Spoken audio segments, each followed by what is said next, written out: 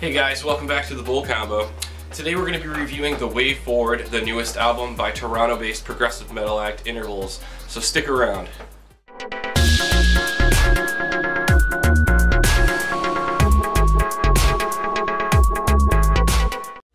Today, we're going to be talking about The Way Forward, the newest album by Intervals. So, those of you who may not be familiar with Intervals, Intervals is an instrumental-based band.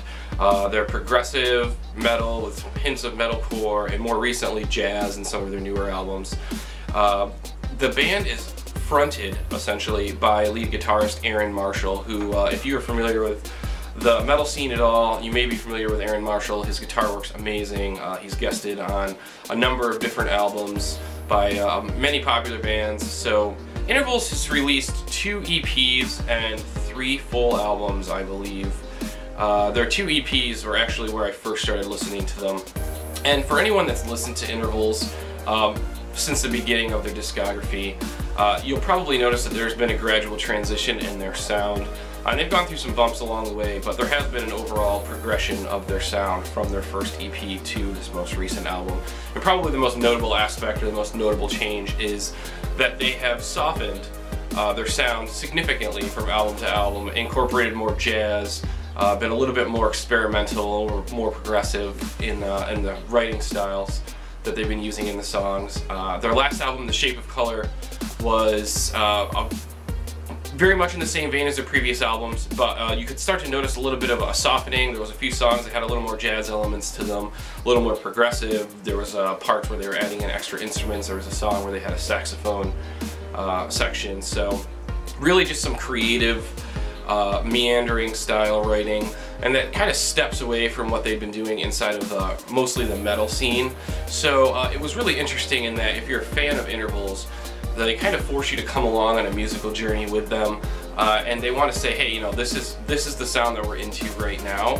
See if you dig it, see if you're into it, see if you're not. So I think with this latest album, it's pretty evident that they have changed their sound to a little bit of a softer sound, with a lot more, like I said, jazz overtones, and just a little bit more experimental writing, still in that instrumental realm that definitely feels very much inside Aaron Marshall's comfort zone, which is good to hear. So I'm not going to do a full album review. I'm not going to talk about each song individually like I've done in the past. I find that those videos get a little long and a little drawn out. So I'm just going to kind of get to the point here and give you my overall feelings and senses of the direction on the album. So to the point regarding their change of sound, again, I did notice that this album was a little bit softer than their previous releases.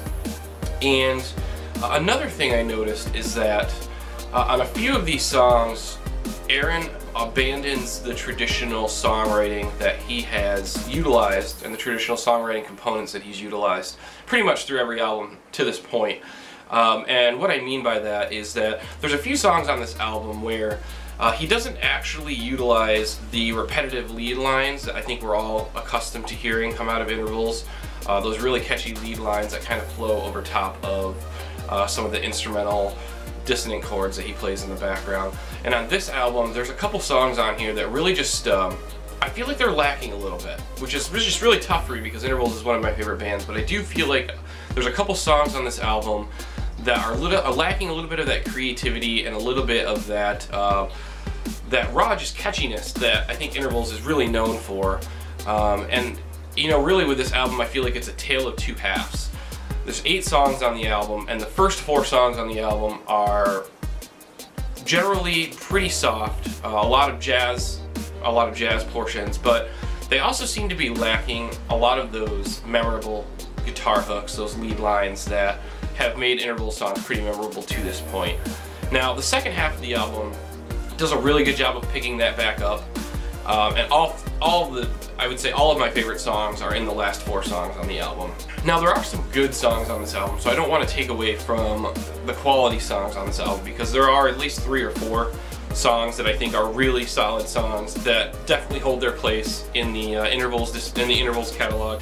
So I mean, the highlights of this album for me are definitely Belvedere, Rubicon Artist, and Leave No Stone. And I think that those 3 songs do the best job of encompassing the Intervals sound that I think everyone's grown to be familiar with. There's a lot of catchy riffs, a lot of catchy lead lines. There's a nice repetitive lead line in those songs that kind of just keeps the listener intrigued.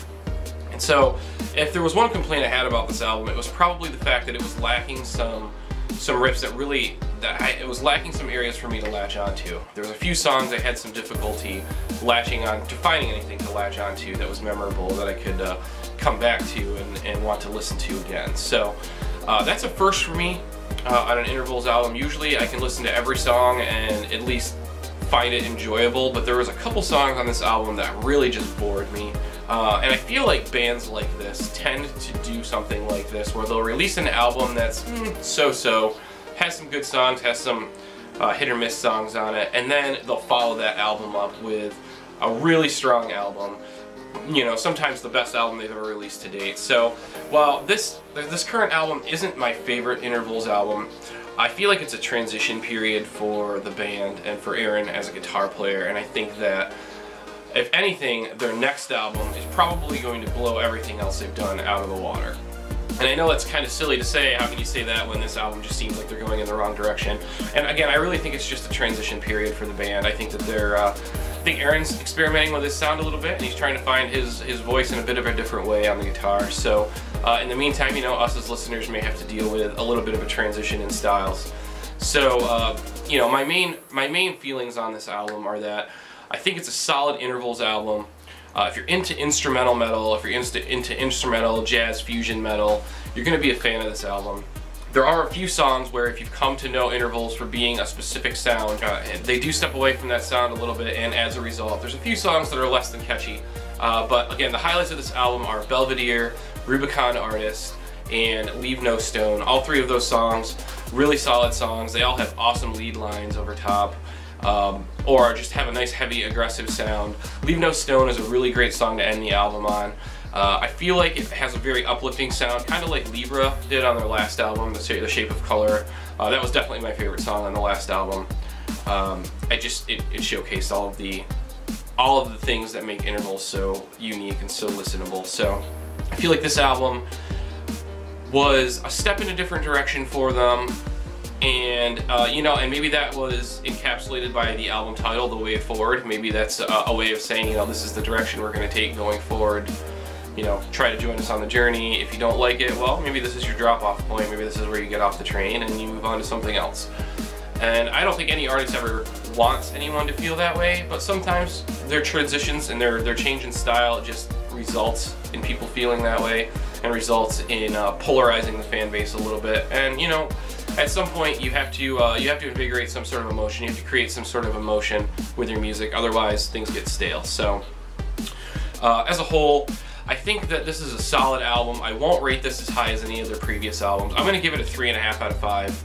I don't want to go any higher than that because I do feel like there was a few songs on here that were really misses in terms of there could have been some much stronger content. I've heard Aaron play for years and we all know what he's capable of. So some of these songs felt like a little bit of a cop-out to me.